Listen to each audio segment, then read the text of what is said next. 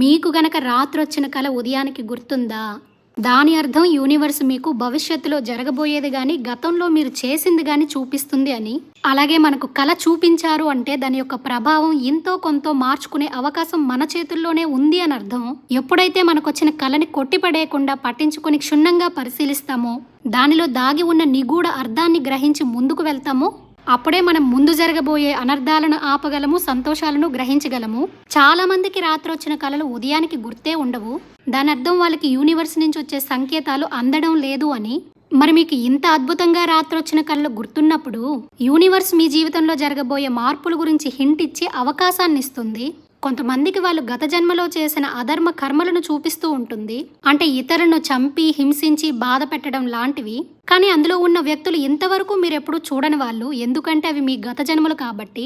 ఈ జన్మలో వాళ్ళని మీరెప్పుడూ చూడలేదు, వాళ్ళ గురించి తెలియదు కాబట్టి. ఎప్పుడైతే ఇలాంటి అధర్మ కర్మలను మనకు చూపిస్తారో దాని అర్థం పశ్చాత్తాప, ప్రాయశ్చిత్త, పరివర్తన ప్రక్రియ చేసుకునే సమయం వచ్చిందని గ్రహించాలి. ప్రస్తుతం ఈ జన్మలో మనం ఏ సమస్యతో బాధపడుతున్నామో ఆ సమస్య మనకు రావడానికి గల కేవలం మన గత జన్మల్లో చేసిన అధర్మ కర్మలే అని అర్థం.